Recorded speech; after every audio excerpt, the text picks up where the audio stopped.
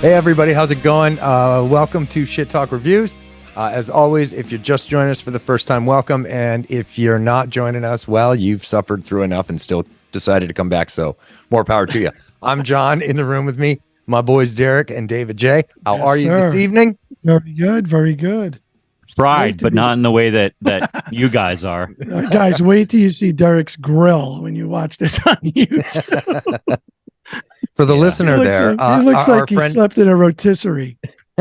yeah, for the listener, our friend Derek has spent some time in the great outdoors over the weekend and is showing the signs thereof. So, well, at Florida, it's kind of like summer, now.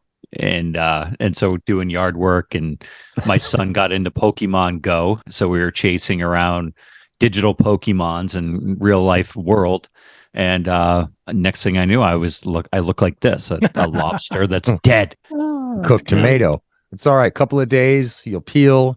You'll be just put a lot of aloe. Got a lot of lotion on that, man. I have a ton on my neck right now, and my face is next, but I kept it all off just for look beautiful on this wonderful podcast.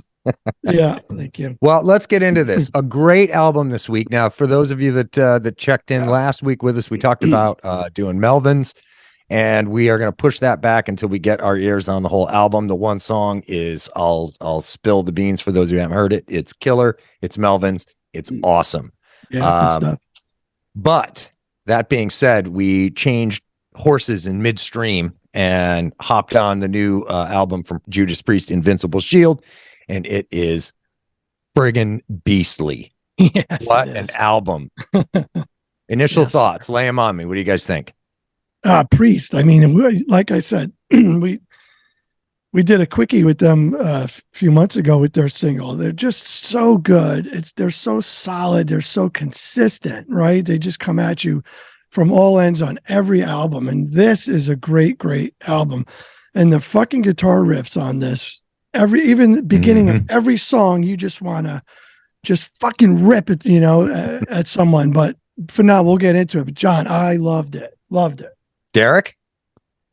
Yeah, I think that they set a really high bar with Panic Attack, and so I was expecting to hear, let's see how many. There's 14 tracks. I wanted to hear 14 Panic Attacks, and my initial thought is my favorite album by them is Painkiller, and that thing rips from front to back, and so I was looking for that here. I think that this feels like a cross section of the entire Judas Priest library. New music that touches on every facet of who they are and who they've been for a very long time.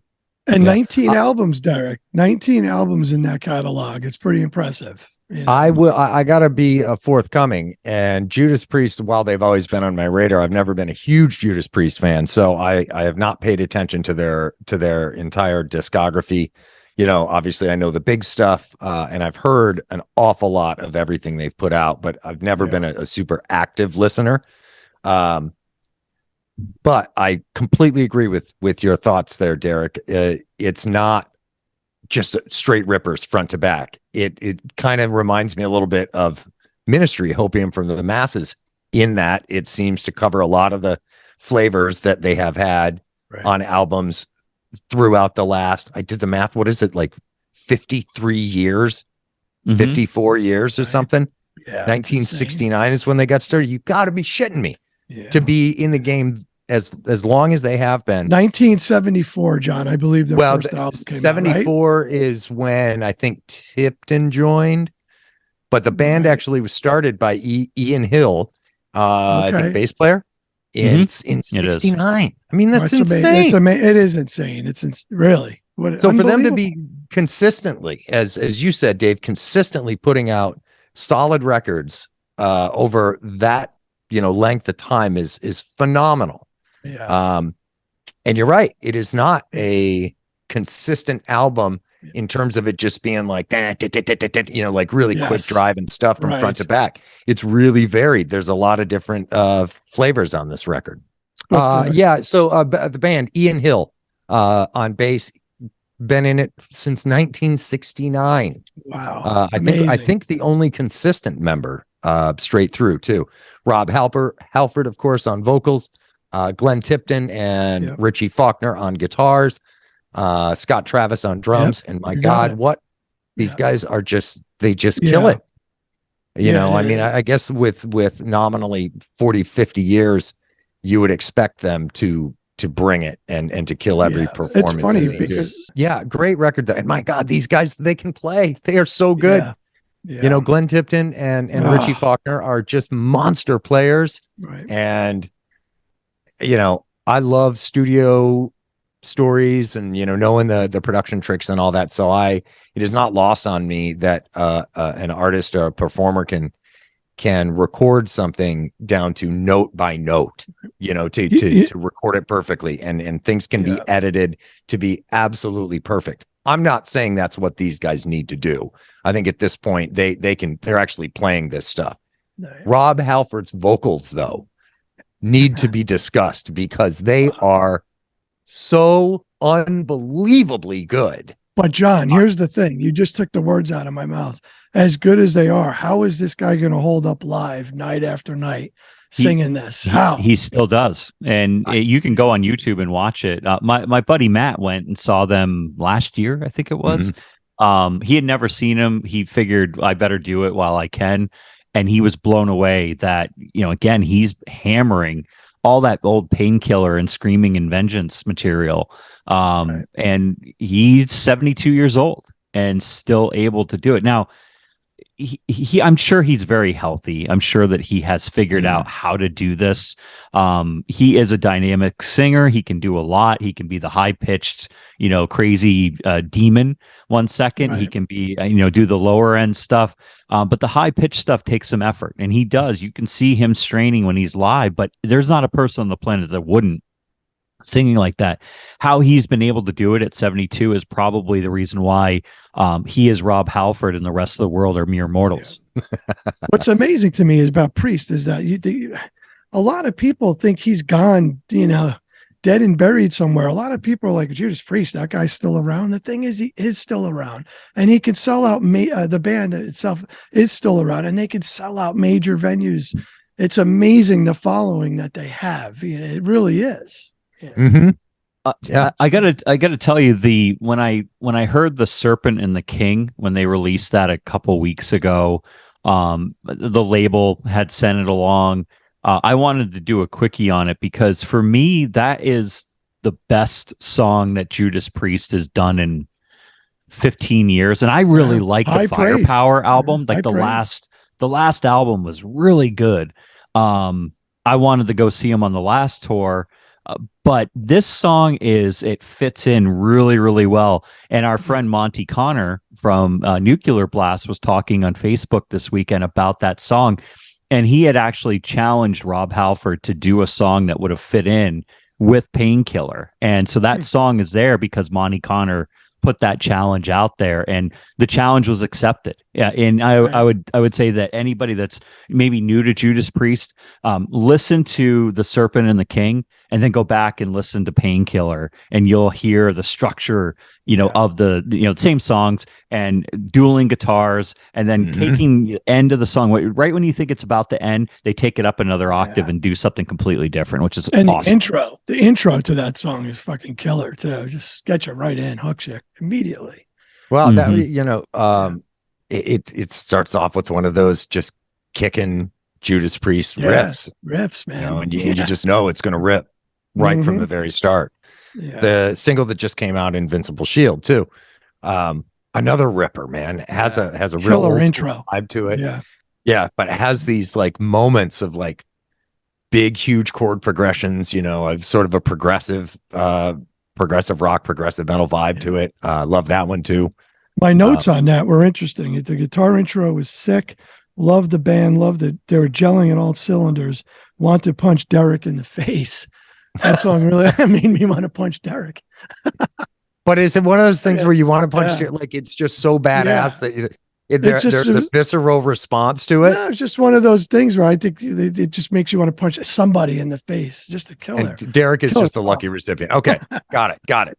No, I understand that visceral response to a piece of music. So I think that says a lot for the song itself. If it makes you want to do that, Yeah. That's credit to that piece of music that gets you that fired up. The fact that The Derek intros. is going to have to eat your fist for, because the song is regrettable. Their intros are so awesome. It's just anywhere you look at it, those fucking guitar riffs draw you right in immediately. It doesn't matter what song's next. It's so it's unbelievable, man. Really. I don't know. I know accreditation went to the band on a number of tracks, but I will tell you that 2 tracks that kind of stepped out of the norm and sounded like some other artists was Devil in Disguise. I swear to God, Tobias Forge from Ghost could have written that song. You could have heard Ghost play that song. I mean, to a T. And if you've listened to the last 2 Ozzy Osbourne albums, he's had other people. Yeah, he's had other people writing a lot of his material of late. And The Gates of Hell could have been an Ozzy Osbourne song. I mean, you could have heard Ozzy singing that, and it would have fit in absolutely perfectly. And again, influence comes in all forms, right? And when you're out in the world and you are Judas Priest and you've been doing it for as long as they have, there's no way that they haven't paid attention to Ghost, their rise to fame, and what Ozzy's doing. Ozzy has had 2 very critically acclaimed albums late in the game here. And who knows? Maybe they derive some inspiration from those 2 artists. But I heard those 2 bands very clearly on those 2 tracks. Yeah, interesting. Yep, I heard Ozzy on Gates of Hell as well. It definitely went right to that. It's interesting that you mentioned those 2 songs. Not that I didn't like those songs, but they didn't quite grab me as much as the others. Devil in Disguise, I liked a little bit more than Gates of Hell. Just a big arena rock, slower, compared to a lot of the other tracks on here. But yeah, they were the 2 that it's not that they didn't fit, but they just felt a little different. Very different. I've been listening to Judas Priest since I can remember. That's right, kids. And so those 2 tracks for me we were talking about hitting curveballs. Those were the curveballs on this record for me. The rest of it's Judas Priest all the way through. Track 6, Crown of Horns, very tasty intro. Great performance, great tones. Another big arena Judas Priest song. It's got the My vocals Witness. Were cool in that song. Some chill vocals on there. It was nice. Yeah, I don't know. I mean, we could track by track it. Skip ahead to Trial by Fire. That's one of my standouts for sure. Definitely had a more progressive feel to it. Some really cool metric modulation stuff at the hands of Scott Travis, the drummer. Really enjoyed that. For I don't want to call Judas Priest straight ahead rock, but they're more straight ahead rock than, say, I don't know, the Dolly Thundering Concept, right? Yeah. So it's easy to, I think, be formulaic with stuff that is construed to be a little bit more straight ahead. And these guys, Scott Travis, again, on this album in a number of different places, push the boundaries a little bit of what would normally go in a straight ahead rock song. And that song is a great example, Trial by Fire. Some cool stuff in there. You change the drum beat up and it still carries the song forward, but gives it its own unique feel. It's a cool vibe, that song. Yeah. I like the record. And again, having not been a huge Priest fan over the years, I can't reference it against too many of their other albums, not nearly as much as you can, Derek, but I like it. It's a great listen. It's definitely going to be on the playlist moving forward. Oh, yeah, I think it's a great song. Great album. I would have loved to have heard a little more some of the 80s synth that they had in there. And I know that keys generally are kind of considered dated, but there was a few tracks where that would have fit in really, really nicely. But that's a time gone by for now. Yeah. everything goes in cycles. Like Bell Bottoms will be back, and you'll see Dave strutting down the street listening to Limp Bizkit and Bell Bottoms soon. So it's only a matter of time. But go ahead. I'm sorry, Derek. Go ahead. Yeah, all in all, I mean, I think that 1 through 14, if this is their final sayonara, it's an ode to all the eras. Yeah. It really is. Minus some prevalent synth. It's a solid swan song, if you will. And again, there's no guarantee that this is a swan song for them. Yeah. Well, Matt was probably smart, your buddy, to go see them. The fact is, Rob's 72. These guys are not, I use this in quotes, young, by relative standards. And, who knows? Health can change. They may just say, you know what, we've done it long enough. It's time to stop. And they would be well within their rights to do so. But, they're a band. If they come around and I have a chance to go see them, I'd like to go see them. I've not seen them live. I did the same thing with Pink Floyd in 93, 94.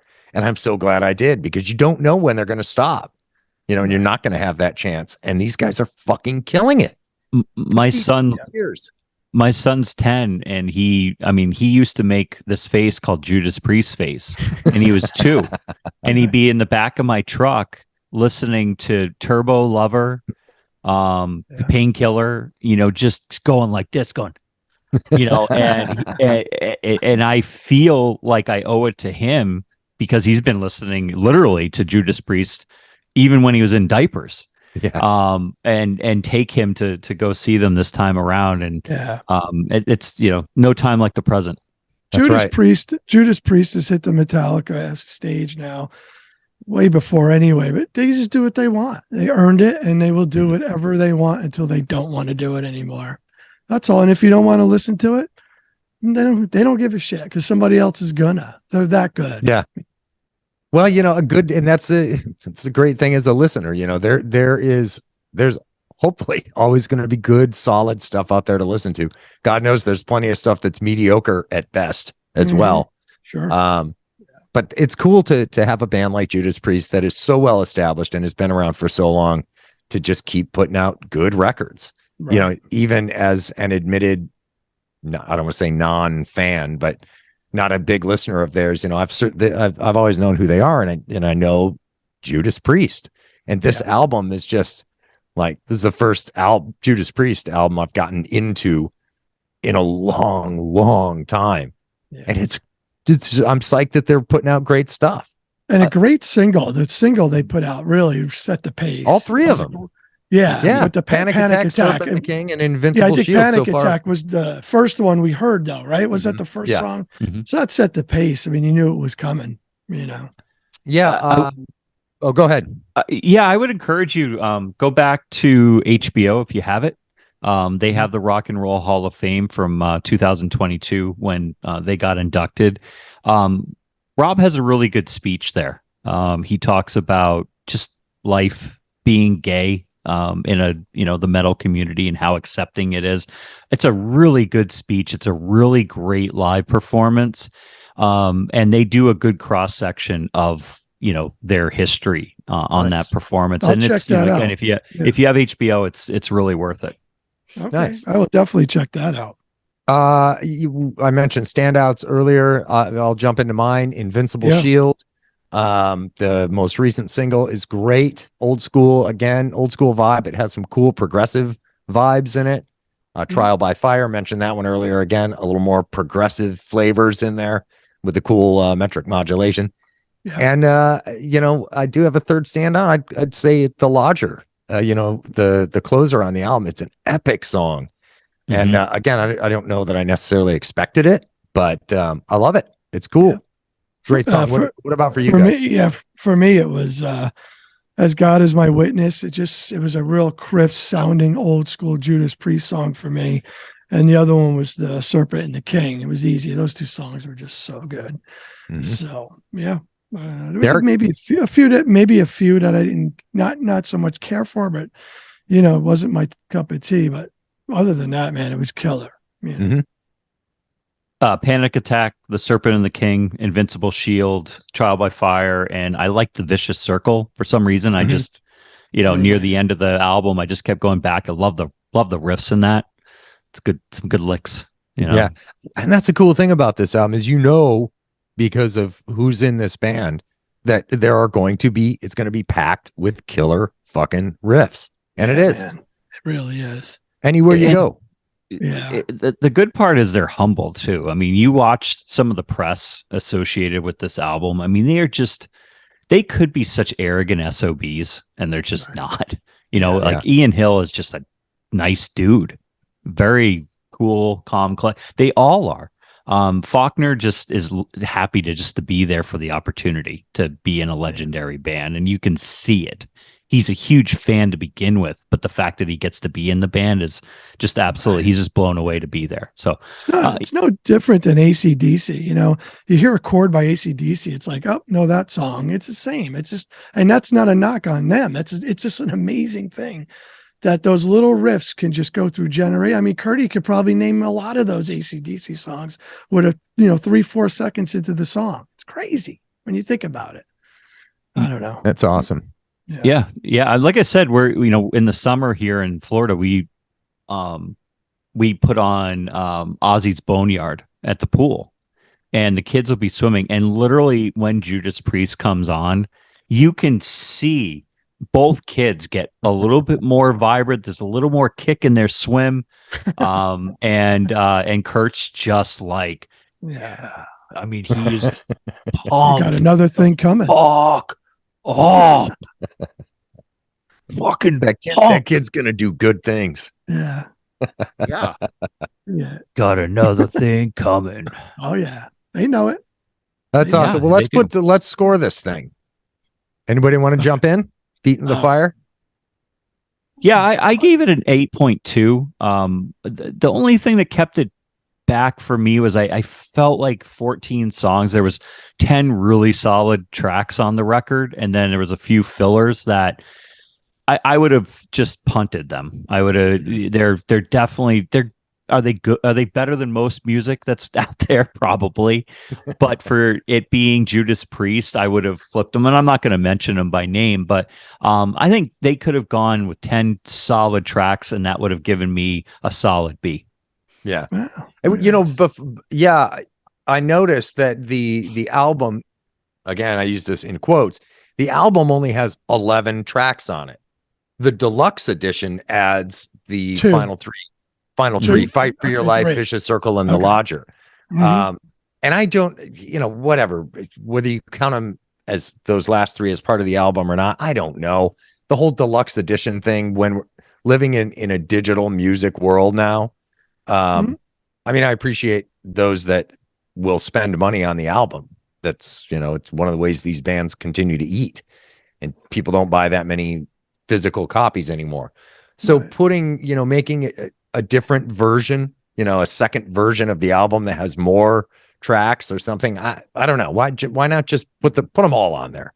I don't get it. It's fair. Yeah. Can I talk about one minor complaint too? Like they have some amazing covers in the past, and the Invincible Shield cover kind of boring, falls flat. Okay, like yeah. I mean, they do have some past graphics. Some of the graphic design on that. I mean, Painkillers, Screaming in Vengeance is just amazing. So Turbo Lover, was that the hand on the album, or Claw? Am I missing it? Yeah, like there's a bunch, and again, it's just like they've had great artwork, and that this one just is kind of like, I mean, even Redeemer of Souls had a badass cover. I just pulled Motorcycle up God. Yeah, the album art for Invincible Shield. Yes, I mean, yes, it's a shield. It's kind of an abstract. It's almost more of an abstract art piece, which, based on the Judas Priest album art that I can think of, yeah, it is definitely a departure. It's cool in and of itself, but if you're partial to the old school album art, I could see where this one might not grab you as much. Well, still, it's a cool piece as a standalone, though, I'd say. Defenders of the Faith, like the dragon that's on there, it's just it's just a wicked looking thing. And then British Steel is a classic. I mean that there's that T-shirt's been around forever and will probably be around long after Judas Priest is gone. You should write a letter. Send a letter out. Tell me you're not happy. No, I ask if they can they don't reissue it care. with different art. They don't care. But I guess I'm sick of Shields. Like being a metal fan for as long as I have, there's always fucking Shields on shit. Like, I don't know. But listen, I'm going to score this.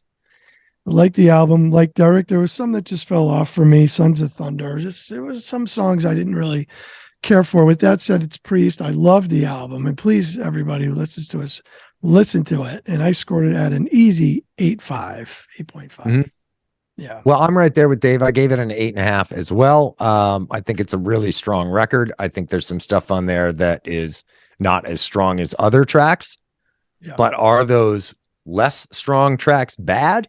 I wouldn't say that, but compared with the rest of the album, if I was rating each individual track, there are a few that I would put a little lower on.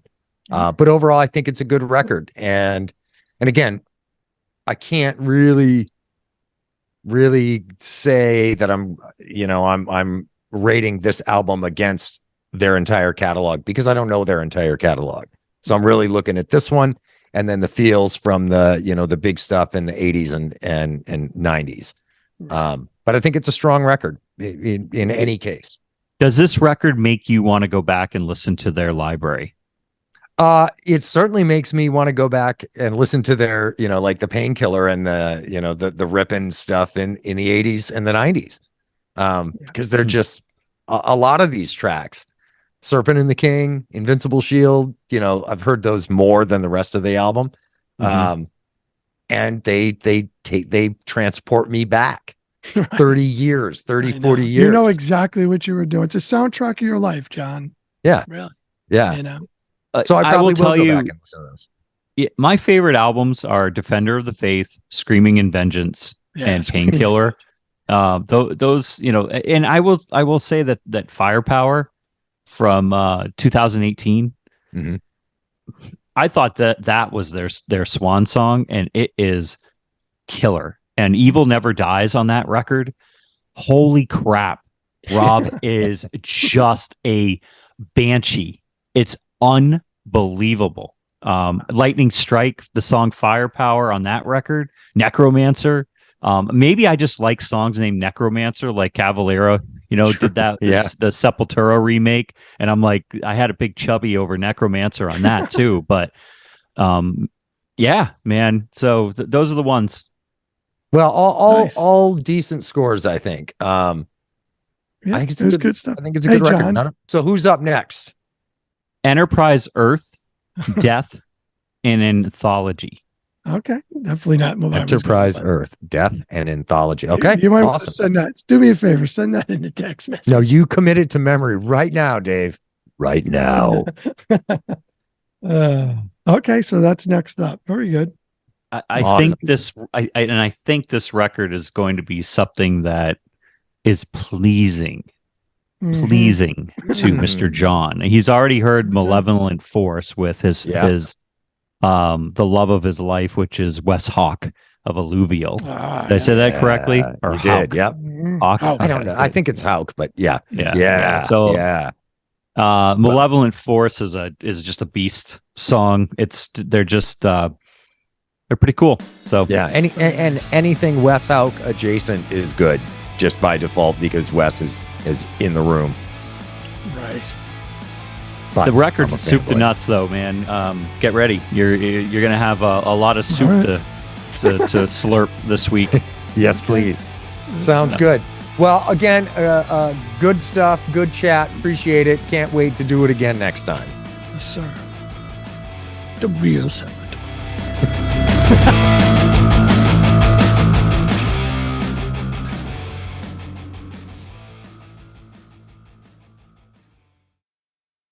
Dude, man, you got to get some shit on your face, man.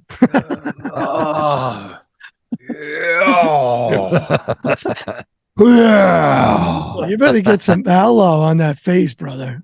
Fuck you. Nothing fucking hurts me. Fucking don't. Ah. Pain. I am pain. Uh,